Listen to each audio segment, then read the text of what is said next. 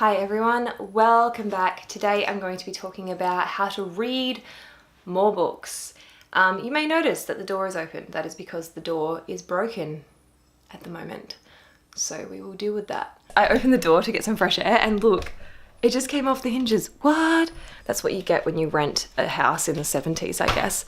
Hopefully I can fix that. I'm going to talk about this from a personal perspective and how I achieved reading more. So here I go.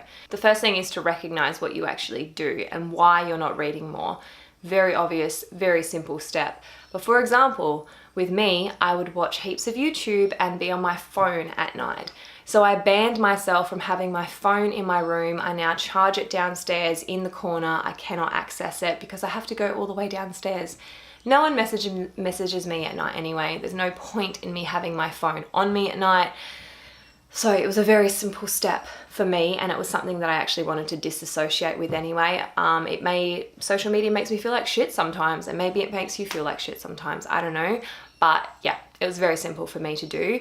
And from there, I had all this space and freedom to do things. So I journaled at night. Ta-da! My journal. And I also had my Google Play. It's not an iPad. I don't like Apple. I never will. Sorry to all the Apple fans. But basically I got this app called Libby. I have talked about this app before. It joins up with your library card and you can download ebooks and audiobooks for free from any author. Well, any author that's participating in that digital outlet. And you can read on this device. You can read on your phone as well, which is wonderful when you are waiting for a bus or on a train. And there's no excuse for you not to read if you have that app. The only thing is that YouTube is with Google now. So I can't delete the YouTube app off of here. Sometimes my addiction gets the better of me and I will look at YouTube, but not as much as I used to. So it is a controlled addiction now. And the next thing is that I actually have a Kindle now. You have to pay for books on this obviously, but I really like supporting independent authors especially and buying their books. So it's something that I read on quite a bit, and it's got a really good screen. If you look, it looks like paper, and you can dim it and you can brighten it if you need to. But digital devices, if that's your thing and you don't want to have heaps of books, which I'm starting to like not want heaps of books, but still have them on a device, then that's your go-to kind of thing. But it's basically about recognizing those addictions, recognizing how you spend that time.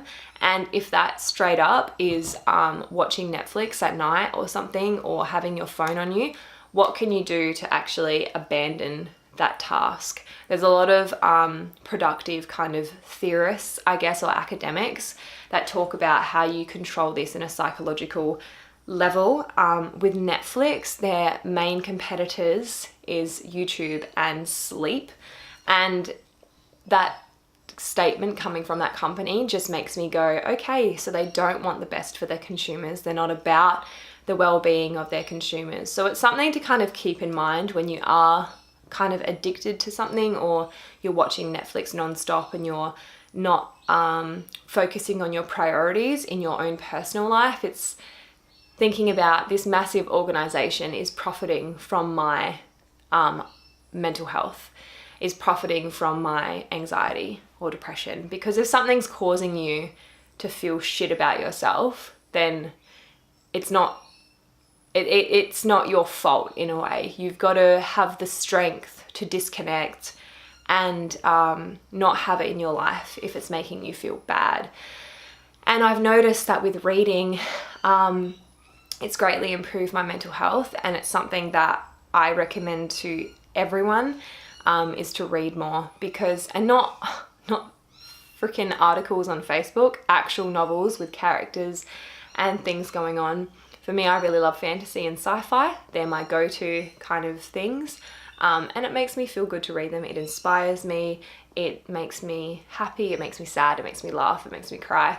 And it's experiences that we need to have. Reading is so good for your soul.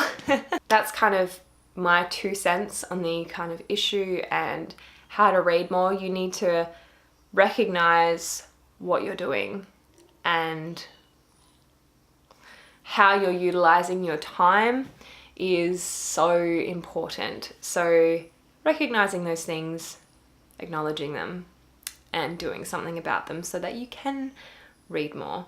Having books easily accessible to you and finding books that you actually like. Don't finish shitty books that you don't like. If you don't like something, don't read it.